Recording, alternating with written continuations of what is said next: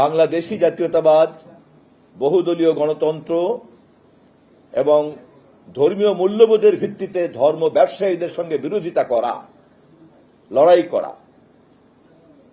সচেতনভাবে হোক আর অবচেতনভাবে হোক, বাংলাদেশের রাজনীতিতে এই মুহূর্তের সুস্থ ধারার রাজনীতির এই তিনটি উপাদান বিরাজ করছে।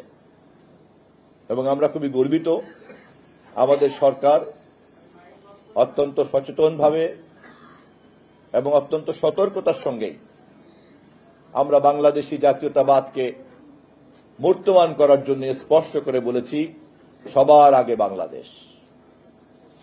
যাদের মোহ রয়ে গিয়েছে দিল্লির প্রতি, যাদের মোহ রয়ে গিয়েছে পিন্ডির প্রতি, আমরা সবার আগে বাংলাদেশের স্লোগান দিয়ে সেই মোহগ্রস্তদেরকে ঘুম ভাঙাতে চাই।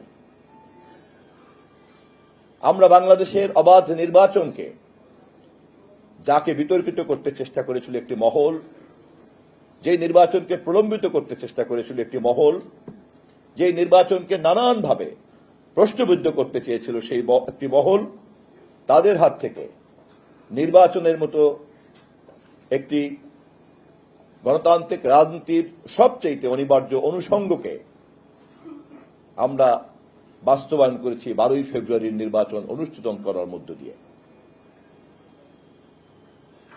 2/3 সংখ্যাগরিষ্ঠতা নিয়ে আমরা গত 12ই মার্চ জাতীয় সংসদ, ত্রয়োদশ জাতীয় সংসদের যাত্রা শুরু করেছি। সর্বসম্মতিক্রমে স্পিকার নির্বাচিত হয়েছে, ডেপুটি স্পিকার নির্বাচিত হয়েছে এবং সংসদের স্বাভাবিক বিতর্কের যাত্রাবিন্দুও তৈরি হয়েছে গত 12ই মার্চ। বহুদলীয় রাজনীতি, গণতান্ত্রিক রাজনীতি, সংসদীয় রাজনীতির মধ্যে যে বহু মত, বহু চিন্তার শান্তিপূর্ণ সহ অবস্থান এবং গণতান্ত্রিক সুস্থ প্রতিযোগিতা, এই সবটা মিলিয়ে একটি গণতান্ত্রিক সংস্কৃতি।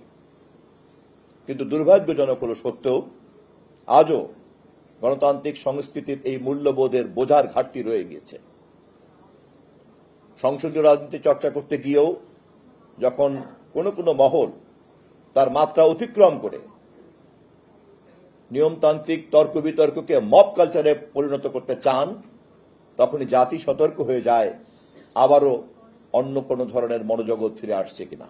ইতিহাস বিশ্বব্যাপী যেমন প্রমাণ করেছে, বাংলাদেশের প্রেক্ষাপটেও কিন্তু প্রমাণ করেছে আমাদের দেশের রাজনীতি এবং উন্নয়ন এর একমাত্র সমাধান হচ্ছে গণতন্ত্র এবং অবাধ নির্বাচন। এর বাইরে যতবারই গতিমুখকে যারা পরিবর্তন করেছে, ততবারই জাতীয় সংকট তৈরি হয়েছে।